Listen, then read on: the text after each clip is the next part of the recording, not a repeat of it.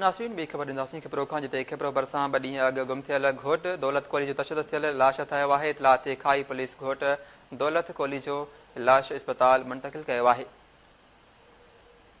Breaking news ॾींदासीं खिपरो खां खिपरो भरिसां ॿ ॾींहं अॻु गुम थियल घोट दौलत कोहली जो तशदुद थियल लाश ठाहियो आहे। जॾहिं त इतला ते खाई पुलिस घोट दौलत कोहली जो लाश इस्पताल मुंतक़िल कयो आहे।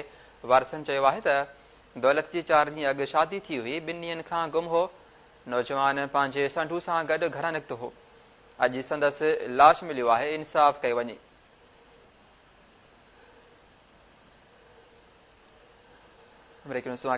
नासरीन खिपरो भरिसां 2 ॾींहं अॻु गुम थियल घोट दौलत कोहली जो तशदुद थियल लाश ठाहियो आहे। जॾहिं त इतला ते खाई पुलिस घोट दौलत कोहली जो लाश इस्पताल मुंतक़िल कयो आहे। वारसनि चयो आहे त दौलत जी 4 ॾींहं अॻु शादी थी हुई। 2 ॾींहंनि खां गुम हो। नौजवान पंहिंजे संढू सां गॾु घरां निकितो हो। अॼु संदसि लाश मिलियो आहे। इंसाफ़ कयो वञे। खिपरो भरिसां 2 ॾींहं अॻु गुम थियल घोट दौलत कोहली जो तशदुद थियल लाश ठाहियो आहे। जॾहिं त इतला ते खाई पुलिस घोट दौलत कोहली जो लाश इस्पताल मुंतक़िल कयो आहे। वारसनि चयो आहे त दौलत जी 4 ॾींहं अॻु शादी थी हुई। 2 ॾींहंनि खां गुम हो। नौजवान पंहिंजे संढू सां गॾु घरां निकितो हो।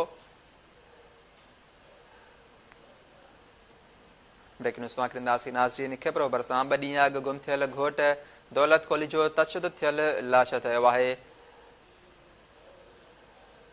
इतला ते खाई पुलिस घोट दौलत कोहली जो लाश इस्पताल मुंतक़िल कयो आहे। वारसनि चयो आहे त दौलत जी 4 ॾींहं अॻु शादी थी हुई।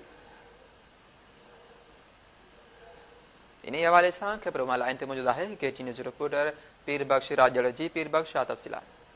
जी बिल्कुलु 2 ॾींहं अॻु गुम थियल घोट दौलत वलद उत्तम कोहलीअ जो रतोकोट वेझो तूरीअ जे फसल में तशदुद थियल लाश ठाहियो आहे।